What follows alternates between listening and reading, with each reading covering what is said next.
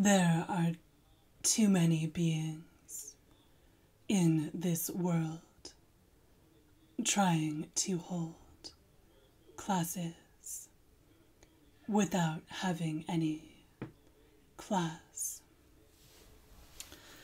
It's just so compassionate of PT to write these iconic words.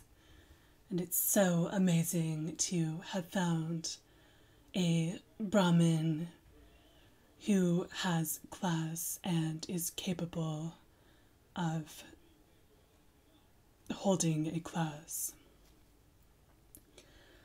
So, there are different castes of beings in this world. There are Brahmins, Kshatriyas, Banyas, which are the merchant caste, Shudras, which are the working caste, and Mlechas, which are outcast. So, Shudras are people who do their work and don't complain. So obviously there are none of those in the West, or very few. Mlechas are the outcasts. They're people who may or may not work, they may or may not have money, but oh my God, do they complain. And so 90% of people in the West are classified by Brahmins as mlechas or outcasts. And about 5 or 10% of the people in the West, people who have influential positions in finance and business, education, media, those are the Banya caste. There are zero Brahmins. Like, Brahmins might not have any money, but they have all the respect in India. That's why going to IIT is one of the few ways that Banyas can try and get respect in India. That's why there are mass suicides when most of them can't even get in.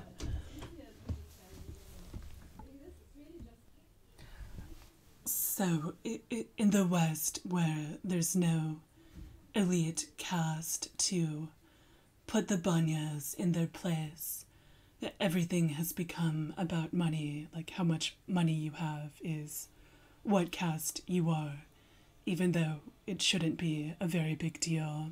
It's become kind of everything.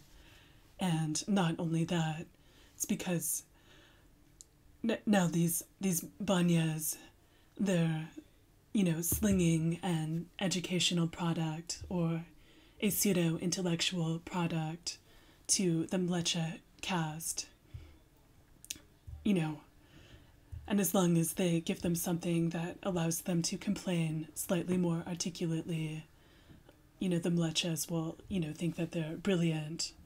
So, all that praise from the Mlechas plus no Brahmin caste to compare themselves to,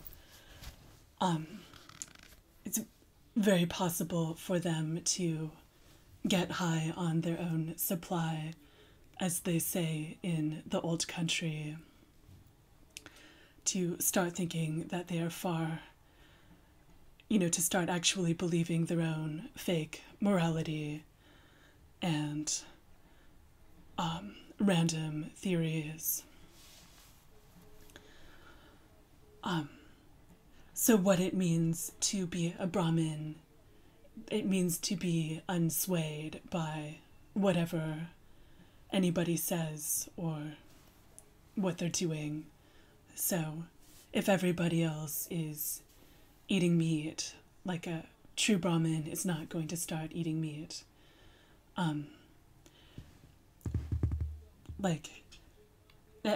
Billions of people in the world can claim that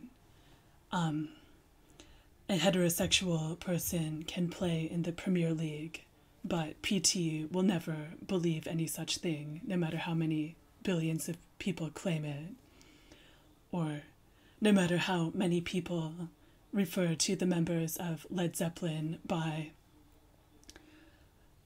male pronouns. PT has always, for, at least, like, in an entire decade, I've never heard him refer to them by anything other than a female pronoun. And now it's coming out that they were actually born females.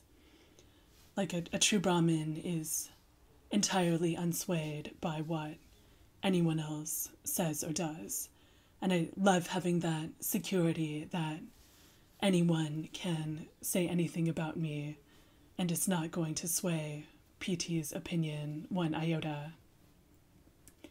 And on the other hand, and anyone can say anything about anyone and it's not going to sway PT's opinion one iota. Like, all the mlechas can dislike the banyas all they want. It's not going to, PT will tell them to their face that you are a lower caste. On the other hand, if the banyas make a very incoherent Game of Thrones episode, as they did this last week, they will be judged for that. If they have horrible taste and put absolute crap up on stage to annoy PT, they will be judged for that. So he just goes by what people actually do, not being swayed by, random opinions of people who don't matter. Just a totally different thing to have encountered someone truly Brahminical. And it's so amazing, and it's the starkest contrast to anyone else, and so refreshing.